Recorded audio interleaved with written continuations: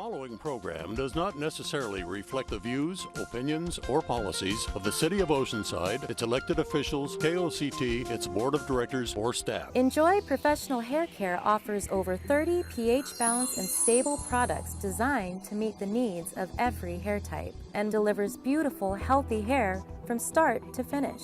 And just remember to enjoy.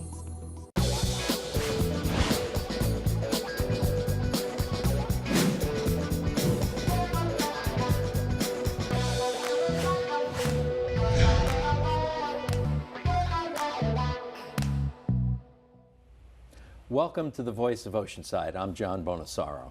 On today's show, we will talk with a leader from a neighboring city of Oceanside, Carlsbad's Mayor Matt Hall. He was elected to Carlsbad City Council in 1994 and was elected as mayor in 2010. Welcome, Mayor Hall. Thank you, and thank you for having me here today. You know, you were my mayor. I lived in Carlsbad for 20 years, and normally all our conversations here have to do with Oceanside, so this is a personal one for me. Well, thank you. It's great to be here and look forward to the conversation. I'll tell you, one of the things that I really enjoy about local politics is that there's a wide variety of people who enter it. It's not as narrowly defined as national politics where everyone has to be an attorney. What was your path to politics? How did you start out? I was a small business person for many years, and what I started to experience was that government started to play a larger role in my business. And so as time passed, I felt in order to really not only represent myself, but also to try and represent my industry and to bring a business perspective to the public sector. And that, over the years, has been a major success of Carlsbad. It's attracting business. Yes, we do a very good job. Right at the moment, we probably have just over $3 billion worth of projects that are either being processed and or built. By way of introduction, what do you think the major issues are that are facing Carlsbad right now? I think the challenging things for Carlsbad is the world is moving very quickly, both on a state and national level. So part of the things that we're dealing with is how regulation changes, and that can come from many different ways, the environment, stormwater, those types of issues, and making sure that we're being proactive and on top of those issues. You know, as mayor, you're obviously the representative, but you also have the sort of business role of being the leader, and when you're leading an organization, it's all about the people. Mm-hmm. And you've had some turnover at the top post of city manager. Can you fill us in on that, maybe focusing on why the latest one left? Well, over the last 4 years, we've actually had 4 different managers. One of them was just an interim, so he was just there to fill a short spot, if you will. And all I can say is Carlsbad is a very high-performing community. Our staff is very high-performing, and it takes a very unique individual with certain qualities, certain talents to lead this organization. And if it isn't the right fit, if we aren't moving at the right pace, then we feel it's in our best interest to find that person. And we will continue to do that until we get the right one. You know, these two topics we just did back to back really fit together, because to be business friendly, you need to be high performing, particularly if you want to deal with top level developers, which I understand you're about to do. That a very high profile developer, Rick Caruso, is showing some interest in Carlsbad. Yes, Rick has been walking through the community, if you will. He's been doing a lot of outreach for over 2 years. Meeting with the citizens in small groups, and just this week he filed his paperwork, and so it looks like we're going to do that. So we're starting to process that right now. So for people who aren't familiar with it, characterize the project for us. Well, first of all, for those of you who are watching, the Grove and the Americana are both centers that are located in LA, so if you've been to either one of those, you know and understand the quality of what he's wanting to build. So that is the same thing that he's going to want to do here in Carlsbad. The site is about 200 acres, just over 200 acres. The land that he wishes to build on has about 48 acres of tourist commercial zoning. He's actually only going to use about 26 acres of that. So the vast majority of the property that's there along the freeway will still be used by Mr. Yukigawa to grow strawberries and to be left in open space. There's a famous long-time name for Carlsbad, isn't it? Yeah. You still have agriculture. We still have quite a bit. The Carltis family still has the flower fields. They're also developing another piece right across the street from Caruso and above Car Country that will have a vineyard. It will have hops for the beer industry. And the new, where the Flower Mart used to be on Avenida Encinas, and it's now in Mr. Yukigawa, one of his buildings, will eventually move up on the hill there. And so that, in conjunction with the Caruso project, which is right across the street, it's going to have kind of a core agricultural feel, if you will. So it's something that's part of our heritage and part of what we want to keep in Carlsbad. You know, it's kind of interesting is that you're staying in that same area, you're going to have a change that I don't want to call it going backwards because it's not, but it's a less obvious structure. You're going to deconstruct something, namely the power plant. The power plant is something we've been working on for many years, and it is supposed to be decommissioned in 2017, providing NRG can get all their permits and get through where they've been through the California Energy Commission. Now they're up at the PUC, and the hearing, I believe, is on the 21st of this month, where they hope that SDG&E can get the permits that they need in order for this whole project to move forward. You know, Carlsbad has historically not only had a decent number of developments, but also a relatively tight timeline. Things seem to move through the system pretty smoothly. What do you attribute that to? What do you think you're doing right to make that happen? Well, we look at business in a proactive way. We look at our ordinances and our codes to make sure that those ordinances and codes add value to the community. It's not just checking a box, and we review those on a periodic basis. We have a working relationship with the chamber and the business community and the developers to make sure that the path we're walking down is the right one, and it adds value to not only the community, the citizens of Carlsbad, but also to the business community. Do you have an active outreach on a regional, state, or maybe even national level to try and attract the right kind of business? We're constantly out in the world. First, just to work with the businesses that we have in Carlsbad, and we have many. I mean, you remember Life Technologies, and who just sold to Thermo Fisher over a $13 billion deal. Genoptics, Tina Nova started a business right around 2006, 2007. A startup company, just sold it about a year or so ago for $450 million. Viasat, we can remember when Viasat started into a garage and now is a billion-dollar business with its corporate headquarters in Carlsbad.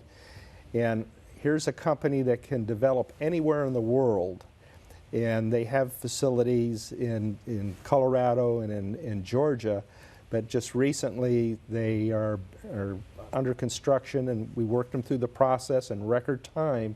They're building about another 150,000 square feet and about another 400 jobs. That's what that'll represent.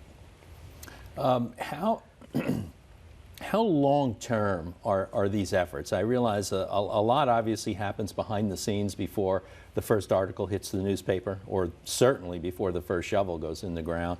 What's the time horizon on it? Is it years? Is it decades? It depends on the project. When Viasat chose to perhaps develop in Carlsbad, we put a team together along with their team and sat down and created a timeline in order to process that permit. And it was a discretionary process which could have taken up to perhaps 2 to 3 years.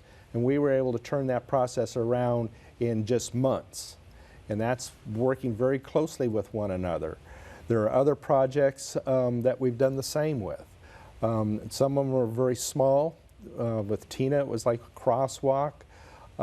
Life Technologies, in some of their projects, whether it was how to create parking or painting curbs all the way up to TIs on buildings.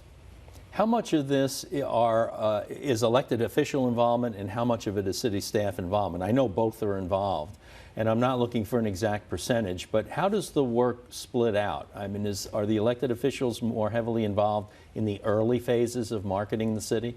I think where the elected officials create the most important role is setting the policy, so there's a clear understanding between the 5 of us and the rest of our team, and this is what we want to accomplish, and we want to do it in a very proactive way, a way that adds best value, and then working with the business and what they want to do.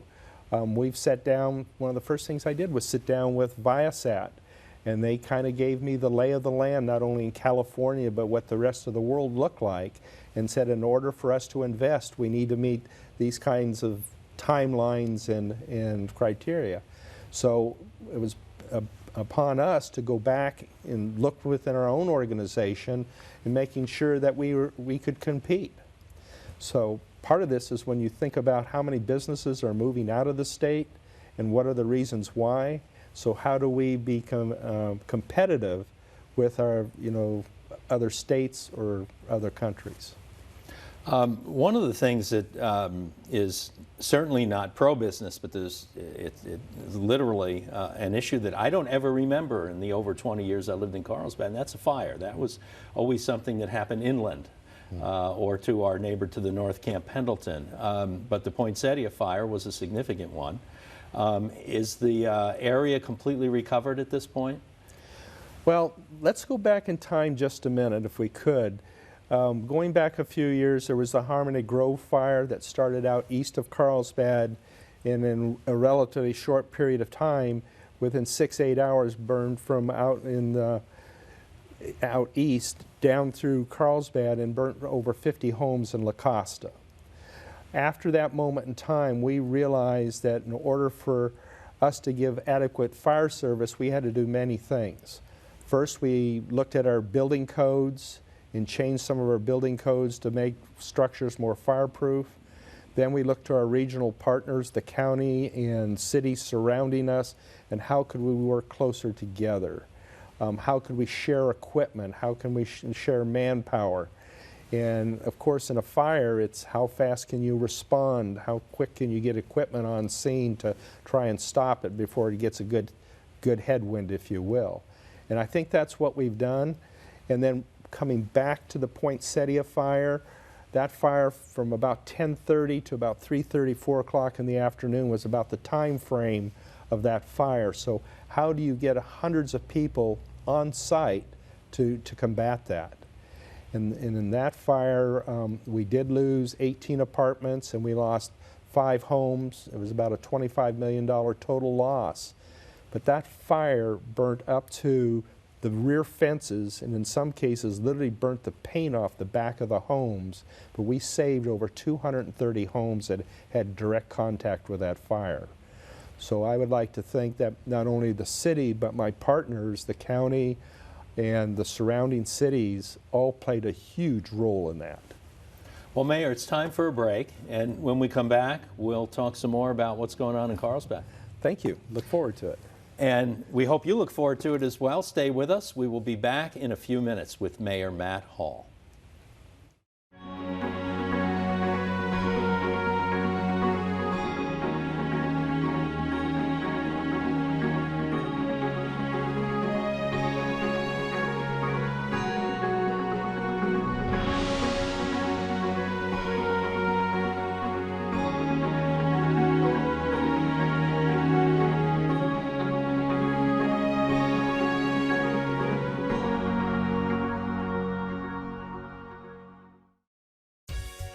Does your child need help with his homework?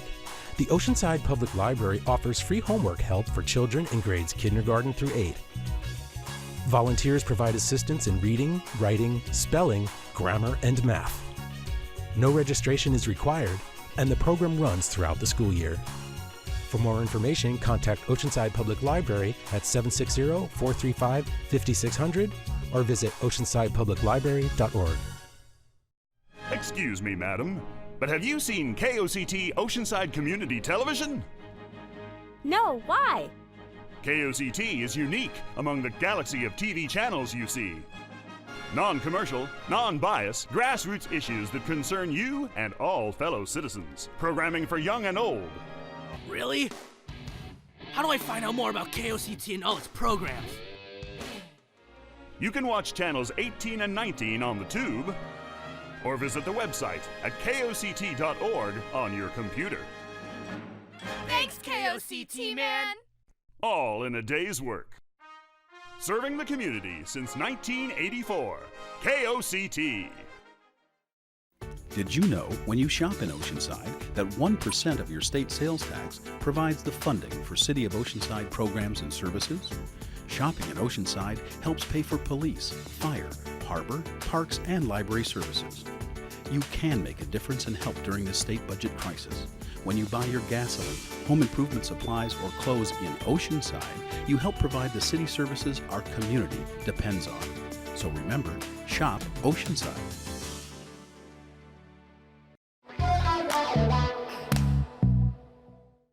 Welcome back to the Voice of Oceanside. We'll continue our conversation with Carlsbad Mayor Matt Hall. Mayor, another thing going on in Carlsbad is the, number one, there's a desalinization plant, but also Carlsbad has been somewhat of a leader in reclaimed water and optimum use of water for a lot of years, correct? Yes. Several years ago, Mayor Lewis in the early 90s, and we were going through a condition then where it was almost going to be a 50% cutback. So we set out not only as a city, but as a region to try and prepare ourselves for drought years. One of the ways we were able to do that is through water reclamation. So currently in water reclamation, about 23% of Carlsbad's water usage is through reclaimed water. Here next month we were going to sign the contract, or be before us to sign the contract for phase 3 of water reclamation.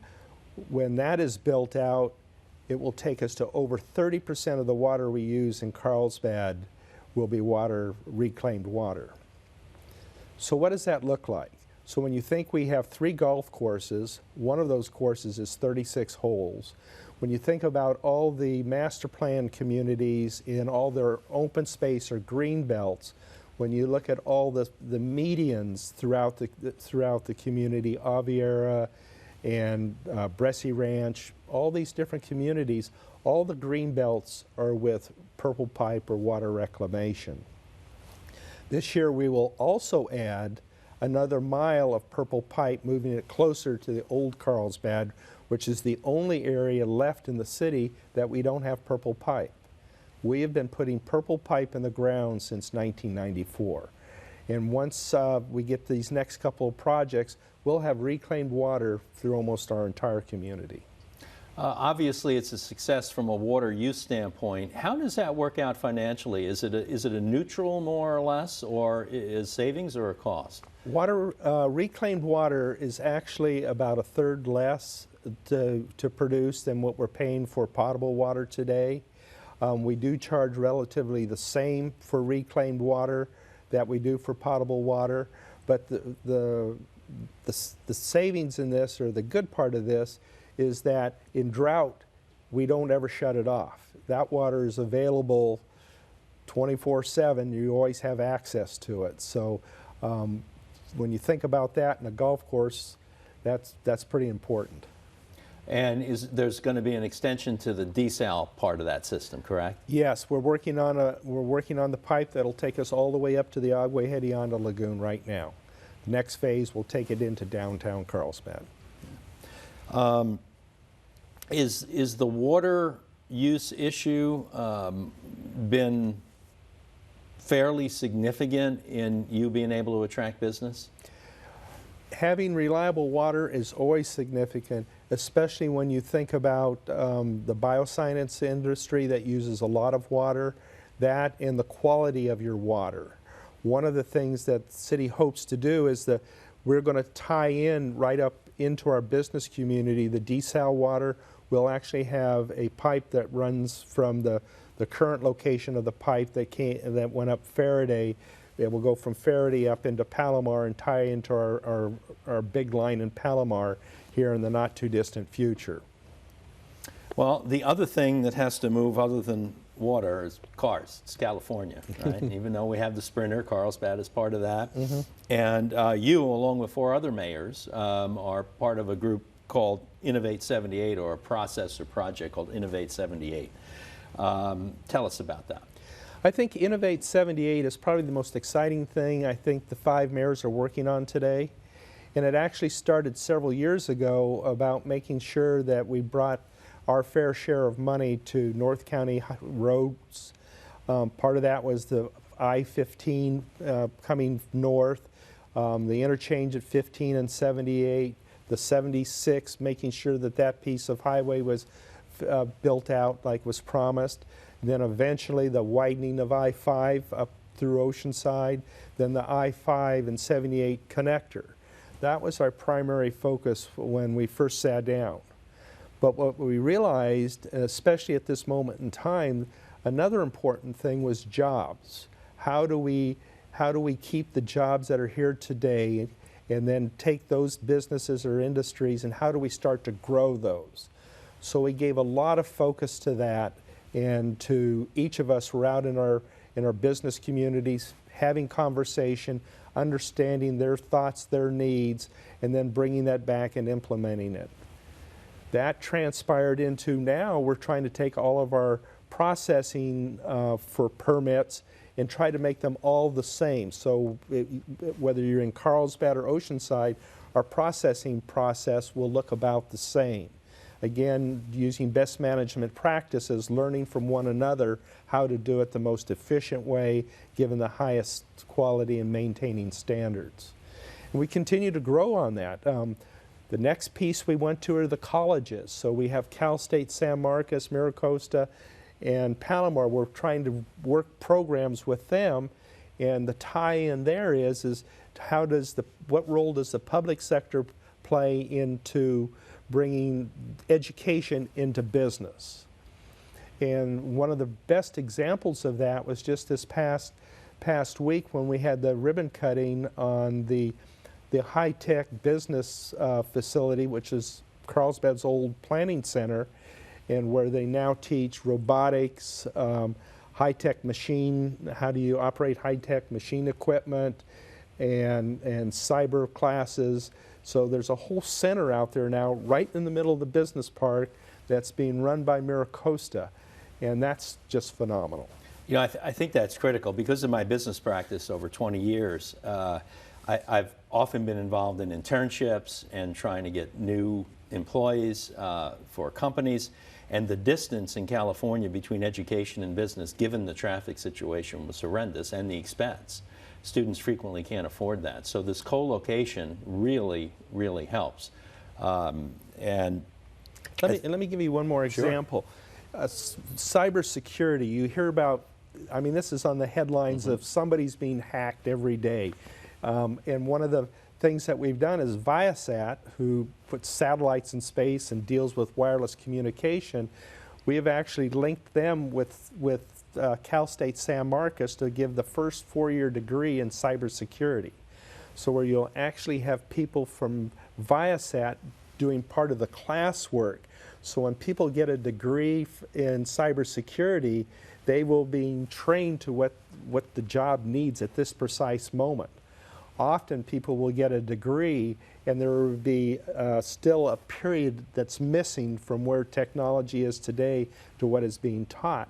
We're literally trying to get the businesses almost into the classroom to complete that link, and that's really exciting. That is. So, regarding Highway 78, over the many years of doing the show, we've frequently talked from the north, from the Oceanside view of the 78 I-5 intersection, which is a very hot topic of conversation, always has been apparently. What's the view from the south? How is Carlsbad looking at that potential solution for that interchange? I-578, I like to think of it somewhat of like a puzzle. because there's a lot of traffic that needs to get from 78 onto 5, both north and south. And the bottleneck obviously right now is at the stoplight there at West Vista Way. But before that can happen, several other pieces have to fall into place. One is the restoration of the Buena Vista Lagoon that's working in conjunction with the I-5 widening piece and the bridge on the railroad across the lagoon. Those pieces have to happen simultaneously as part of the Kehoe bill. We only can get in and out of that lagoon at one moment. And the I-5 has to be able to take the capacity of what 78 will bring to it, so you don't just move the bottleneck from where it is today to Cassidy Street or Oceanside Boulevard or down to Carlsbad Village Drive. So we have to think about this in a little larger scope. One of the conversations that we're having right now is when we look at that intersection, how far do we have to go back on 78? And if you use I-15 and the 78, remember how they put the interchange in and then Nordall collapsed. And so they started chasing the bottleneck, if you will, back towards San Marcos. What we hope is that when Caltrans looks at this, that they will incorporate the Jefferson overpass and the El Camino overpass, so that linkage will be seamless, and we only have to do this once. We just don't keep moving the bottleneck around, if you will. So how close to a solution do you think we are? Well, the timeline for the I-5 widening piece, well, let me back up. This summer we should be getting the EIR back on the Buena Vista Lagoon and the rehab of that lagoon. So we'll have that, at least the documentation and the environmental piece on that done, and we'll have to do the lagoon enhancement. The I-5 piece, the widening of I-5, just one lane, and it needs to get two, but the first lane of I-5 from Manchester to 78 should be completed within 5 years, 3 to 5 years, depending on funding and a whole host of things, weather and so on. So that will need to take place before we can get into the linkage of the 78 into the 5. So from a timeline, it could be as many as 10 years out to finish the 78-5 piece to get that completed. Okay. Well, we've got about a minute left. I would like you to let particularly our younger viewers know, what do you think about elected local office? Would you do it again? Is it fun? Is it rewarding? I think it's extremely rewarding. For me, it's a chance to give back. I was in business for 42 years. I've lived here all my life. I'm actually third generation. So part of what I'm trying to do is to create a community, create a region where it's sustainable, where my children and my grandchildren have the same opportunities that I've received, and we can continue that in perpetuity. And that will be the whole next show, if you will, because that's a long conversation. But that's really my focus. So you'd do it again? I would do it again. And you'd like to see your kids do it? For sure. Are they interested, by the way? Not yet. Okay, well, we can always hope. Yes. Well, thanks for joining us on the Voice of Oceanside / Voice of North County for this particular show. And I thank you. It's been a pleasure. And thanks for watching. As you can see, a great way to stay connected to your North County community is to stay tuned to KOCT, your community channel. Remember, you can watch all of our local programming as video on demand by going to KOCT.org. You can also subscribe to our weekly blog, Community Connection. Check our program schedule and watch City Council and Hospital Board meetings. Thanks for watching.